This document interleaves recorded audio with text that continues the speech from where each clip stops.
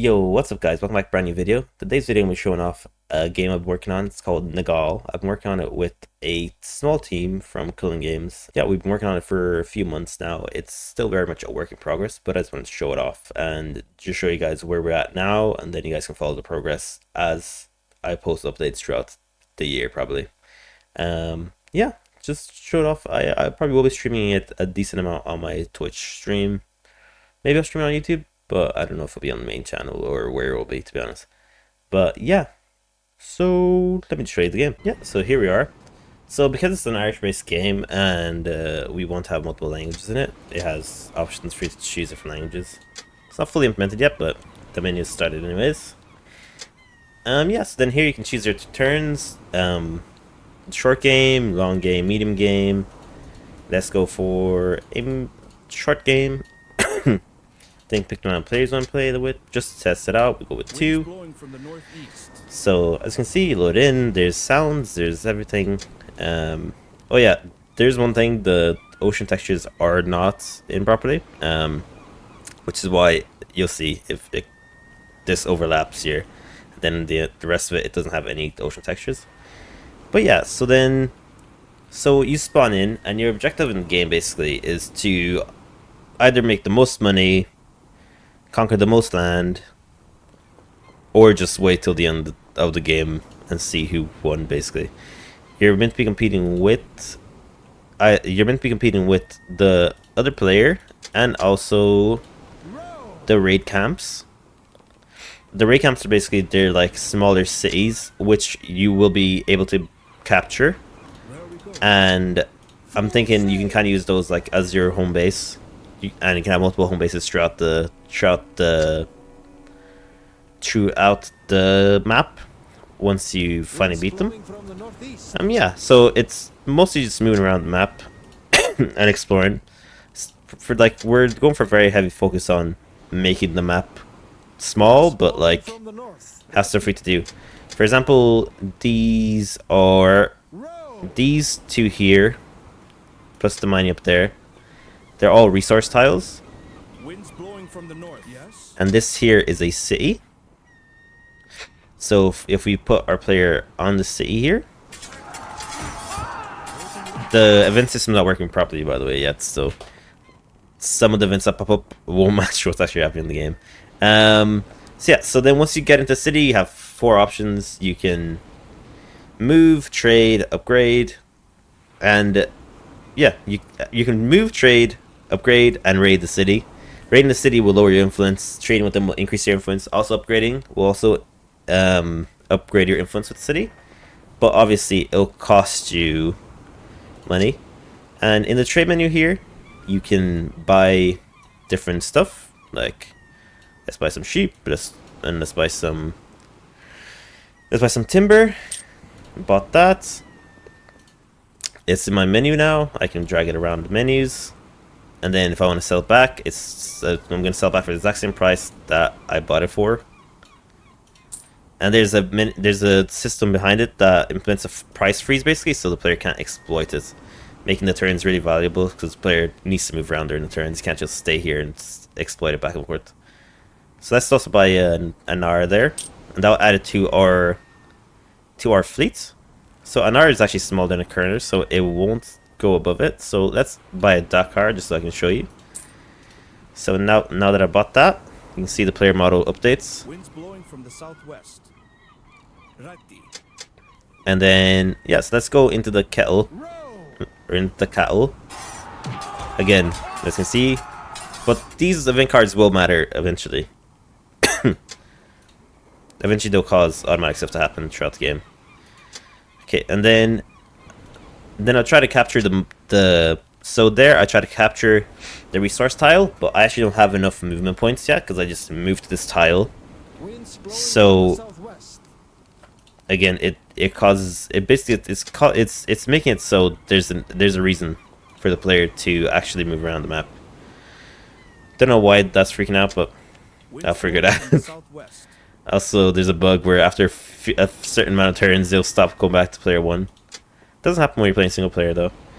Yeah, so then as you can see, because I have movement points, I can now actually captured that point. Winds blowing from the southwest. Where do you want to go? Um, Let's go. yeah, so let's just go back there Winds blowing from the southwest. to player one, Ready. capture the points. As you can see, there's those ships moving around from Winds different blowing cities. from the north. The player one, and these are the raid camps, by the way. Let's Currently, basically the raid camps have the same models as some of the cities, and I just placed a red flag there just to let me know that it is a raid camp. But it works. It works. Yeah, and then here you can raid. We're gonna lose badly, but you can try and raid the raid camp, and basically once you get their health down to 0, you can capture it, and that will allow you to basically use that as a base camp, and then you can expand your influence on the entire map. Because the way this system would work is once you capture the resource zones too, they're meant to add influence to the city too. So it's a whole influence-based system basically. Yeah. So as you can see, we're losing pretty badly. Bal and Tug, whatever won, and we lost 30% influence with that raid camp. The raid camp's kind of bad guys anyway, so it doesn't really matter if you lose influence, but it would probably make them more aggressive. As you can see, we just captured that point there. If we open up our logs, it says player has captured points. I will have a text that will appear on the screen once major actions happen. And then now that we've captured that point, there is one thing I forgot to show, so I'll just show it in the actual Unity engine. So this is actually a very good feature that we have here. So you guys have seen the menus before, but if you go manage inventory, you can actually split the fleet and separate them basically. So now the player can move this guy, so I can send him here.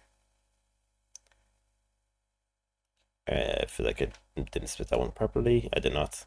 So there you go.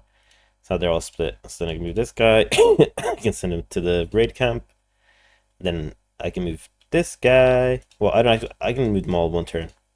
So it's a way for the player to explore more of the map at once. But obviously, as stuff starts getting more dangerous and we start implementing like actual ships that will attack the player, it's gonna be a risk. It's gonna be a risk. Oh yeah, and as you can see, this health bar is meant to go away after the battle, but it's again bug. But as you can see, it's regaining health. A bit like based on the turns.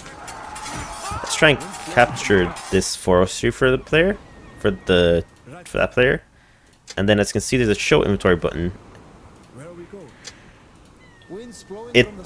It takes currently set to 3 turns, and then that will generate you a resource, and also the player gains 10 coins, I think it is, per turn, while like based off a captured resource zone.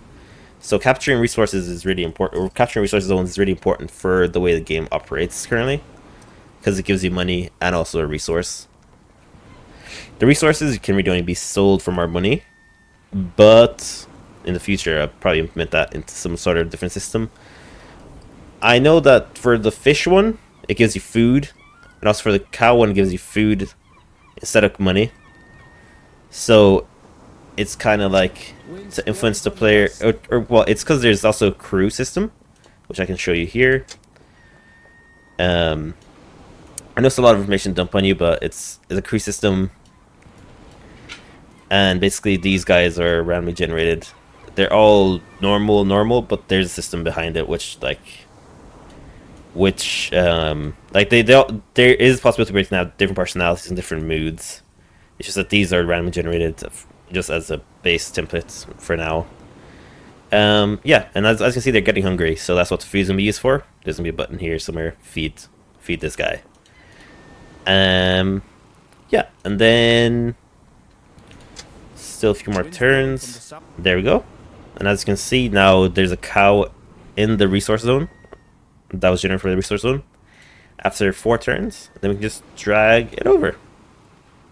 I don't know why that took. It's it's oddities of how different it is when you actually generate it. Anyways, it's like this error. Like half these glitches are just happening on the export version. We'll have to look into that. But yeah, so as you can see, I can drag it over here. I can drag it over here. The resource zone currently can only have 10 of a single resource, so the player can't just spam turns until it's over, basically. But yeah, so when you're playing with more than one player, your main rival will be the other player. The camps will still do stuff, but the purpose is for the other player to hopefully be better than the actual raid camps and have a bit more intelligence. So your main rival will be the other player, so obviously you guys can battle each other. Um, Attack the Player 2 is bastards! gonna get shit on here. Actually, it may not, because our player has... Player 2 does have a bigger ship, so he may actually win. He is doing a lot more damage than player 1. Yeah, so as you can see, having a bigger ship does matter. I probably should increase the price on those bigger ships, and I will do so. As you can see, did not end well for player 1. Get a bigger ship, bro. Yeah, so yeah, that's basically it, guys. It's just the progress of the game. Still, as you can see, loads of bugs, but progress, and with time, this is gonna be real good. So yeah, just want to show this off. Yeah, just want to show it off, and hope you guys enjoyed. I mean, I'll be posting some updates and streaming on my Twitch whenever I can. So join me on the journey to hopefully try and fix most of these bugs. Yeah. Thanks for watching.